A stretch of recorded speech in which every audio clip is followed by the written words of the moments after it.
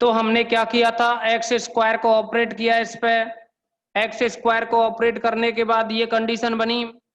अब इसमें एक ये जो फॉर्मूला बताया आपको, कहा कि अगर एफ ऑफ एक्स एन घात का हो एक्स में कोई भी बहुपद, और यहाँ डेल एन निकालना हो, del n f of x, तो ये ए एन बाहर आता है, और यहाँ एन घात है तो ये फैक्टोरियल एन बन जाता है, और एच की घात एन होता है। और अगर यहाँ घात जो एन है, देखो इसमें क्या था, एफ ऑफ एक्स की जो घात एन थी वही डेल पे घात थी, तब ये कंडीशन बनती है। अगर यहाँ तो देखो एफ ऑफ एक्स तो क्या है कि एन घात का है, और यहाँ डेल पे घात एक अधिक है, एन से एक अधिक, तो वैल्यू क्या आती है, 0 आती है। यानी ऐसे समझो, हमने आपको कई बार बताया था कि ऐसे समझो कि यहाँ हम एक बार और अवकलन कर दें अचर का तो 0 हो जाता है। आपको और भी याद हो तो क्वेश्चन नंबर एग्जाम्पल नंबर 11 जो था, 11 के फर्स्ट और सेकंड जो भाग थे ना, तो उसमें फर्स्ट वाले पार्ट में और सेकंड वाले पार्ट में याद भी हो थोड़ा बहुत, तो उसमें निकला था फैक्टोरियल 6 ABC, एक क्वेश्चन का ये आंसर था। 720 ABC आया था।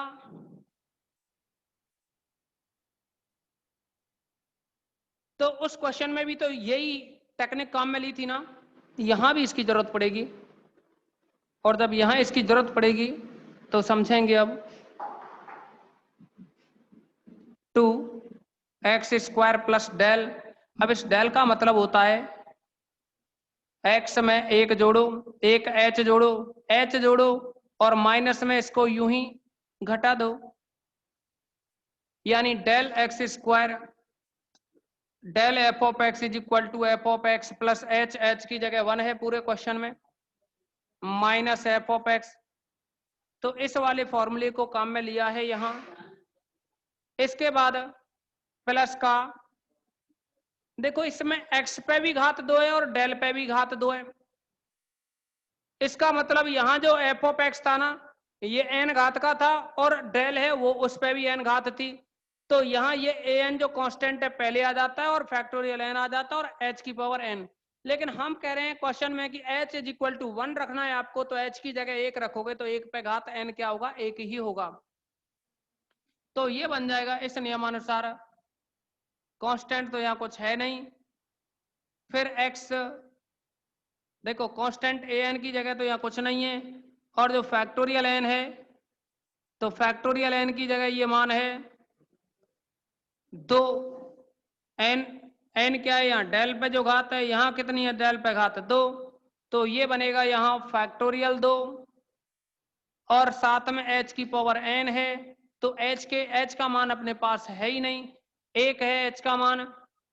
अरे बार बार यही तो कह रहे हैं हम आप लोगों की, h की वैल्यू क्या 1 लेकर के चल रहे हैं, तो h का मान 1 रखोगे तो यहाँ कुछ नहीं लिखना ना, क्योंकि 1 की घात n 1 होता है, क्या लिखोगे यहाँ, तो यह रहा 2। अब देखो इसमें x² से ये x² कैंसिल हो जाएगा, आप x प्लस 1 का होल स्क्वायर ओपन करें तो x² प्लस का 2x प्लस का 1, और प्लस फैक्टोरियल 2 को आप 2 लिख दोगे, यह बन जाएगा 2, x² प्लस 2x प्लस का 3। ये क्वेश्चन कंप्लीट हुआ, आप इसका स्क्रीनशॉट लें। अब एक डेफिनेशन के बारे में जिक्र करेंगे, डेल एन एक्स की पावर एन, जो यहाँ अभी बता रहे थे हम आपको, तो इसी पर डिपेंड अभी चैप्टर यही है, कोई ये ना सोचे आगे बढ़ गए, क्या आगे नहीं बढ़े हैं।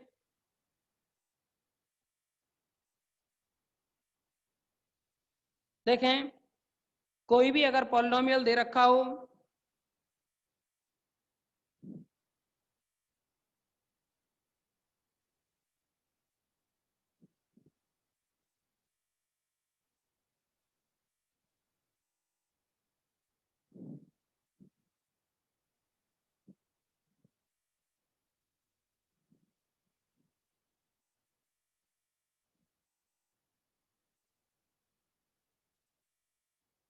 अगर कोई भी पॉलिनोमियल दे रखा हो डेल एन एक्स एम, तो उसको हम x इज इक्वल टू 0 पर लिखना चाहें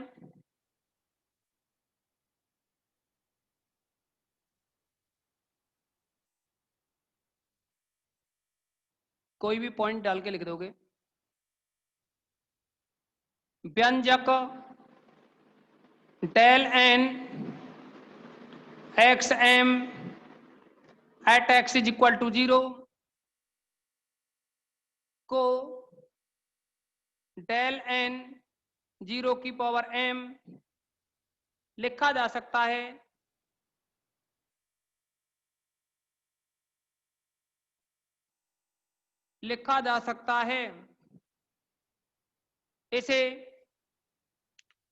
इसे हम ये कह देते हैं कि डेल की पावर n 0 की पावर m है। इसे राशियों को, यानी ये जो राशि है इसे शून्य का अंतर कह देते हैं।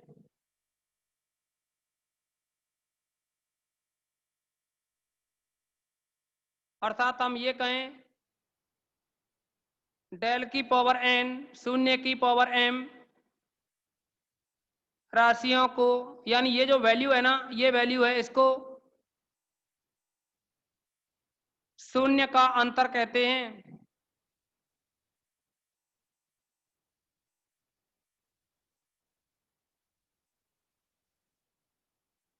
अब आपको कुछ कंडीशन बता रहे हैं। यदि इसमें n बराबर लिया जाए 1, m बराबर लें इसमें 2,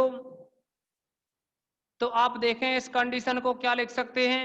n की जगह तो 1 लिख रहे हैं, m की जगह 2 लिख रहे हैं, तो यानी डेल 0 2। अब आप लोग क्या समझोगे इसमें कि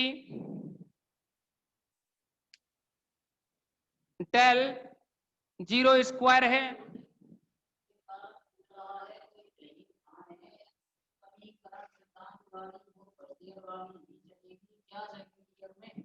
तो भाई लला जहीन खान, बात ऐसी है कि जो फर्स्ट ईयर की जो बुक थी वही आपको सेकंड ईयर में रहेगी, यानी जो बुक फर्स्ट ईयर में थी पहले वो अब सेकंड ईयर में कर दी है, बस अंतर कुछ नहीं है, बुक तो वही है और वही चलेगी, टेंशन ना करें। ओके, तो आप देखेंगे इसमें क्लास बदलने से किताबें नहीं बदलती हैं। यहां देखो डेल 0 स्क्वायर, तो इसको लिखोगे आप जो कि आपने डेल एफ ऑफ एक्स का नियम पढ़ा है। अगर h इज इक्वल टू 1 की कंडीशन में लिखें तो ये होता है F of x plus 1 minus F of x. तो यहां देखिए x की जगह अपने पास 0 है, तो आप 0 में लिखोगे 0 प्लस 1, स्क्वायर है तो स्क्वायर, माइनस इस 0 का स्क्वायर को यूं ही घटा दोगे तो क्या बनेगा, 0 प्लस 1 करोगे तो 1 आएगा, 1 का स्क्वायर 1, माइनस 0 करो तो यानी इतना ही रहेगा। अर्थात हम इसको लिख सकते हैं 0 प्लस 1 का square minus 0 square is equal to 1 square minus 0 is equal to 1। तो ये तो रहा डेल 0 स्क्वायर। अब देखिए एक और कंडीशन इसमें, अगर हम n की वैल्यू है 2 लें और m की वैल्यू को 4 लें, यानी n बराबर 2 और m बराबर 4, यदि n बराबर 2 और m बराबर 4 लें तब यह बन जाएगा डेल स्क्वायर 0 की पावर 4। तो आपने देखा यहाँ डेल स्क्वायर है तो बारी बारी से पहले एक डेल को लगाते हैं, एक डेल को लगाओ इस पे डेल 0 की पावर 4 पे, बाद में दूसरा डेल लगाएंगे तो यह रहेगा डेल। इस डेल के नियमानुसार ये कंडीशन बनेगी, 0 की जगह लिखोगे 0 प्लस 1, घात 4 है तो 4 लिखेंगे, माइनस 0 की घात 4 डेल, यहाँ 0 प्लस 1 होता है 1 और 1 की घात 4 बनेगा, माइनस का 0 की घात 4 को 0 ही लिखोगे आप, ये रहा 1 की पावर 4। अब क्या करेंगे, इसमें दोबारा से डेल लगाएंगे तो अब यहाँ जो 0 है उसकी जगह यहाँ 1 हो गया, तो ये लिखा जाएगा 1 प्लस 1 की पावर 4, यानी 1 प्लस एच होगा ना, एच की जगह 1 लिख दिया, फिर माइनस में आएगा 1 की पावर 4, सॉरी आप इसको क्या करेंगे, जैसे ये तो बना 1 की पावर 4, माइनस में चल रहा है फिर ये 0 की पावर 4, तो इसको आप ऑपरेट करो डेल को दोनों पे, तो ये बनेगा 1 की पावर 4 डेल डेल 1 की पावर 4 माइनस का डेल 0 की पावर 4, तो अब इसमें जो नियम है उसे लगाएं तो ये बनेगा, डेल वाला नियम लगाइए तो यहाँ जो 1 है ये हो जाएगा 1 + 1 की पावर 4 माइनस 1 की पावर 4, और ये माइनस में यहाँ भी लिखें तो 0 की पावर 4 में 0 में 1 जोड़ोगे तो 0 + 1 की पावर 4 माइनस 0 की पावर 4। देखिए जब तक ये ऑपरेटर पूरा सॉल्व नहीं हो जाता तब तक आप 0 को 0 नहीं लिख सकते हो, क्योंकि 0 पे ऑपरेट हो रहा है, 0 ऑपरेट हो रहा है डेल पर। तो ऐसा नहीं है कि आप अपनी मर्जी से ये कर दें, यहाँ 1 हो जाएगा, यहाँ 0 हो जाएगा, 1 - 0 1 रहेगा, फिर 1 लिख दें डेल 1। तो ऑपरेटर के अकॉर्डिंग चलना होता है, इसको लिख सकते हैं। अब सॉल्व कर सकते हो। अब कहीं ऑपरेटर नहीं रहा है, कहीं डेल नहीं रहा, तो अब इसको सॉल्व कर सकते हैं। 1 और 1 2 होगा, 2 की घात 4 16 माइनस 1 की घात 4 1 माइनस फिर ये 1 की घात 4 1 आएगा, और फिर 0 है ये तो 0 ही हो जाएगा। 16 में से 2 घटाओगे 14 बचेगा। इसका स्क्रीनशॉट लीजिए आप।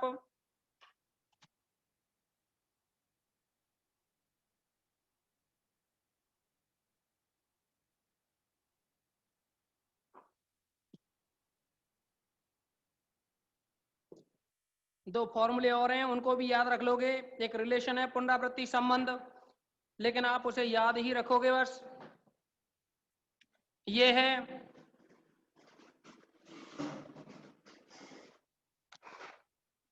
डेल की पावर n 0 की पावर m कॉमा डेल की पावर n - 1 0 की पावर m - 1 तथा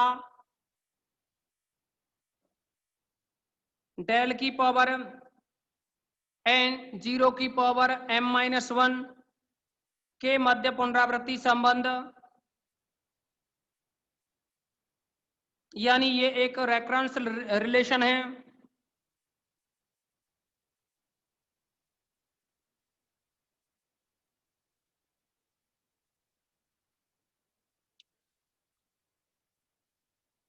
रेफरेंस रिलेशन बिटवीन डेल की पावर n 0 की पावर m डेल की पावर n - 1 0 की पावर m - 1 डेल की पावर n 0 की पावर m - 1। तो ये आपको याद रखने हैं।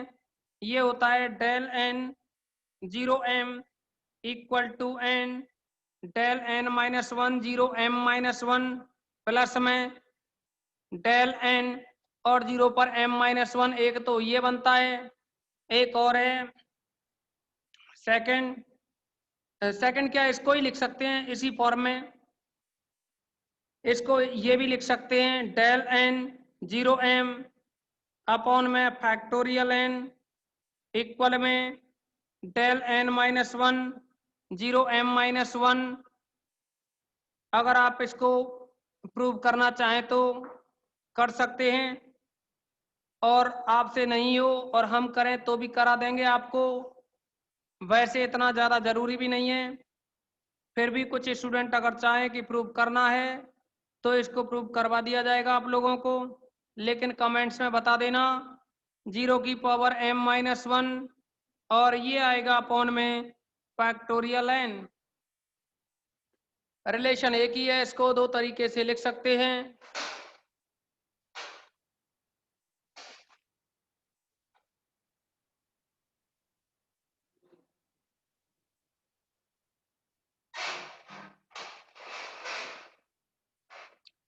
करा दिया जाएगा भाई, लेकिन फिलहाल इस मीटिंग में नहीं हो पाएगा ये, क्योंकि इस मीटिंग में अब 15 मिनट बची हैं और 15 मिनट के लिए ये सफिशिएंट नहीं है। फिलहाल तो आप इसको याद रखो, कल की मीटिंग में इसको करा दिया जाएगा प्रूव।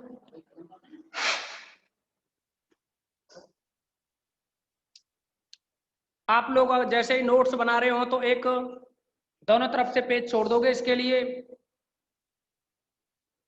अब हम चैप्टर नंबर 2 स्टार्ट कर रहे हैं।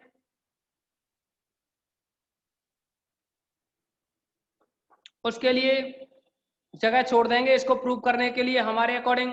दोनों तरफ से दो, एक पेज छोड़ देना, यानी 2 पृष्ठ चाहिए। अब आप क्या करेंगे, इसमें इसको आपको कल की मीटिंग में प्रूव करा दिया जाएगा। देखिए ऑनलाइन में यहाँ जूम पर ये टाइम देख करके चलना पड़ता है।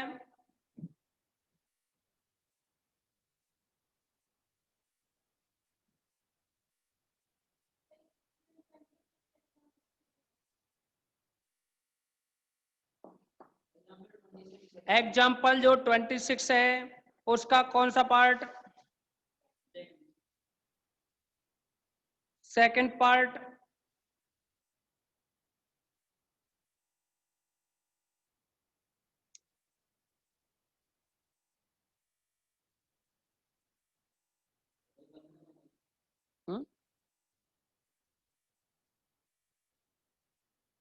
तो जैसा कि आप लोगों के लिए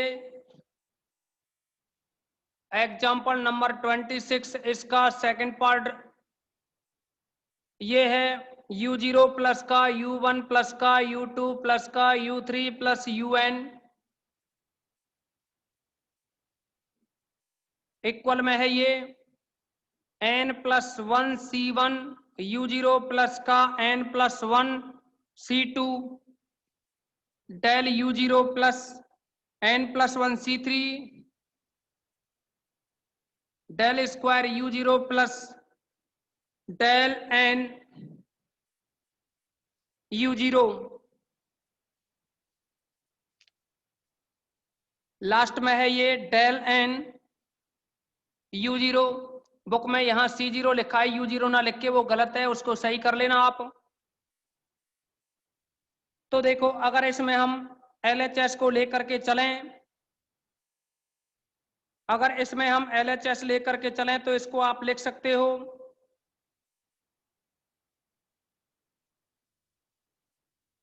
LHS से u0 प्लस का u1 प्लस का u2 प्लस का u3 प्लस un, यहां u1 को आप लिख सकते हो, देखो u1 को लिख सकते हो आप e पे 1 u0, u2 को लिख सकते हो e पे 2 u0 क्योंकि 2 जीरो में जुड़ेगा, 1 जीरो में जुड़ेगा। e1 u0 का मतलब है u1 क्योंकि ये 1 है वो जीरो में जुड़ जाएगा तो u1 आएगा। u2 e2 है ना, तो ये 2 है वो जीरो में जुड़ जाएगा, u2 बन जाएगा।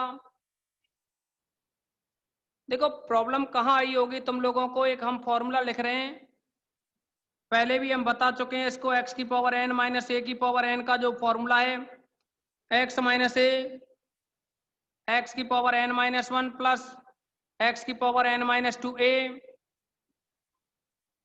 प्लस एक्स की power n minus 3a square और लास्ट में होता है a की power n minus 1।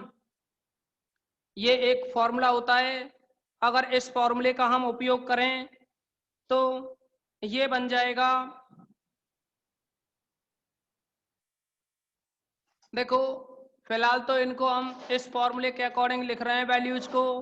u0 plus का u1 को अगर लिखा जाए तो e u0 प्लस u2 को लिखें, e square u0 plus u3 को लिखें, e क्यू u0 प्लस और लास्ट में है ये un, इस un को लिखेंगे तो बनेगा en और un u0। बिल्कुल कराया जाएगा भाई, क्वेश्चन नंबर 18 भी करा दिया जाएगा। तो अब इसमें हम फॉर्मूला लगाएं तो यह बन जाएगा u0 e u0, यहां से u0 को बाहर निकालें तो ये बनेगा 1 प्लस ई स्क्वायर प्लस का e क्यूब, लास्ट में आएगा en और यहां रहेगा u0। तो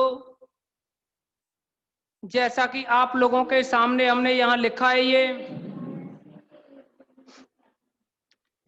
इसका जो फॉर्मूला बनेगा, तो देखिए हम आप लोगों को एक वैल्यू लिख रहे हैं, साइड में जो लिखा है इसके आधार पर अगर हम यहाँ ई एन प्लस 1 हो, x की जगह तो e हो, n की जगह n प्लस 1 हो, माइनस a की जगह 1 हो। अब 1 पे तो पावर कितनी भी लगा सकते हैं ना, तो यानी 1 पे भी पावर n प्लस 1 कर सकते हैं। यानी इस फॉर्मूले में यहाँ जो n था उसकी जगह अगर हम n प्लस 1 लेकर के चलें तो पहला आएगा e माइनस 1, e माइनस 1। दूसरा देखिए एक घात कम हो जाती है ना, यहाँ n है तो यहाँ n माइनस 1 हो गई, लेकिन अपने पास n प्लस 1 है तो एक घात कम करेंगे यहाँ en हो जाएगा। इसके बाद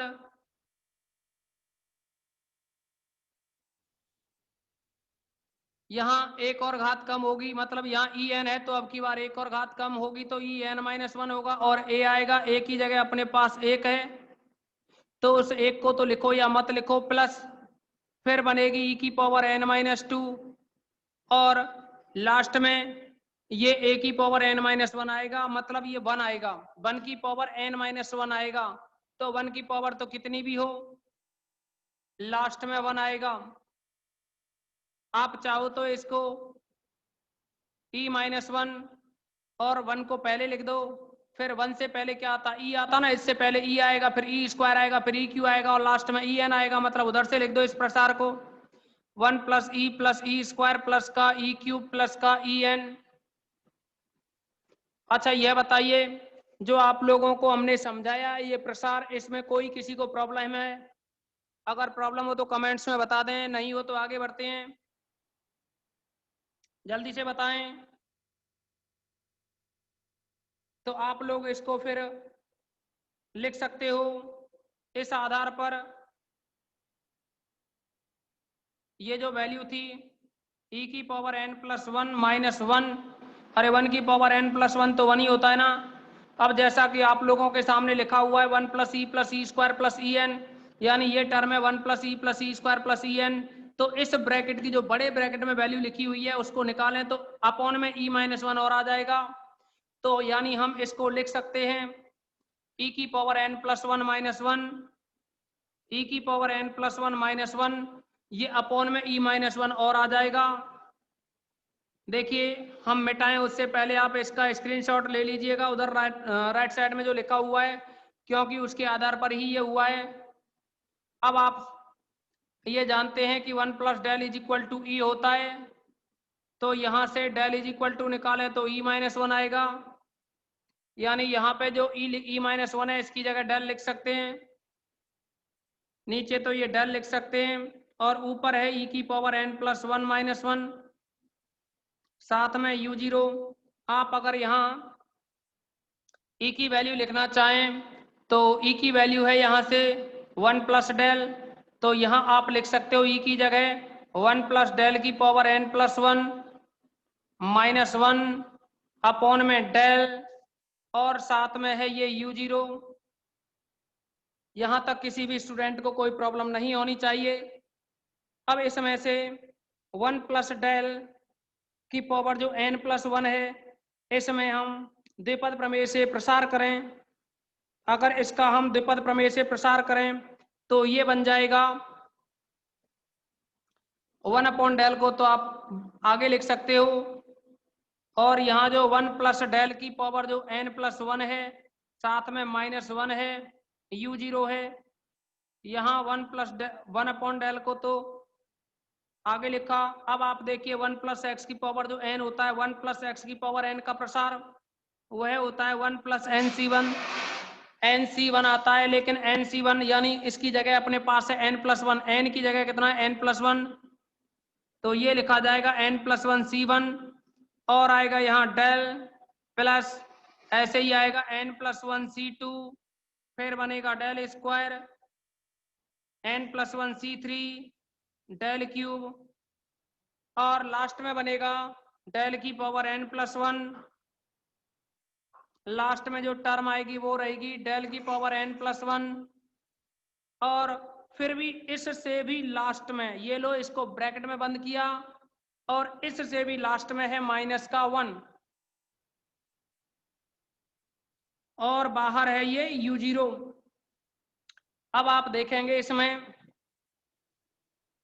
कि यहाँ जो वन अपॉन डेल है, अगर इस वन अपॉन डेल को ऑपरेट करें हम, यहाँ जो वन अपॉन डेल है इसको अगर ऑपरेट किया जाए और या फिर पहले हम यू जीरो को ऑपरेट कर लें, यू जीरो को जैसे ही ऑपरेट करोगे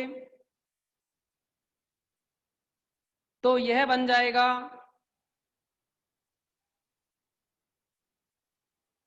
एक काम और करते हैं, इस वन से और लास्ट वाला वन कैंसिल कर लें, इस वाले वन से और ये लास्ट वाला वन है वो कैंसिल हो गया, ये क्रॉस मत समझना इसको, -1 को कैंसिल कर दिया है।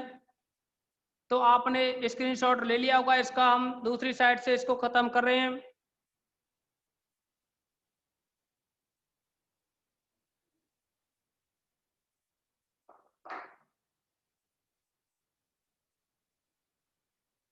इक्वल में आएगा ये 1/del और फिर रहेगा ये n+1 C1 del, n+1 C1 del plus n+1 C2 del square, n+1 C2 del square plus n+1 C3 del cube plus last में टर्म रहेगी del की पावर n+1 और इससे भी बाहर है u0।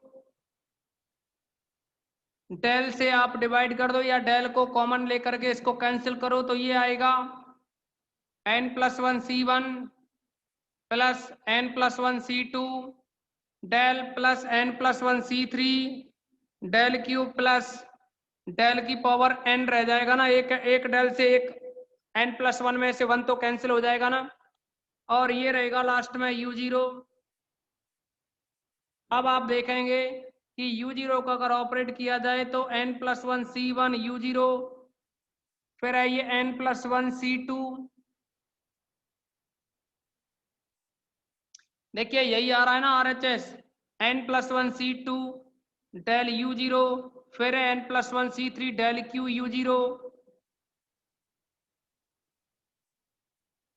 और लास्ट में रहेगा del n u0। यही टर्म क्या है आपकी RHS है। तो आज की इस मीटिंग में इतना ही रखेंगे। अभी किसी स्टूडेंट्स ने कोई क्वेश्चन नंबर बताया था, कौन सा है भाई? 18वें नंबर का। ठीक है, कल बताएंगे, याद दिला देना कल की मीटिंग में।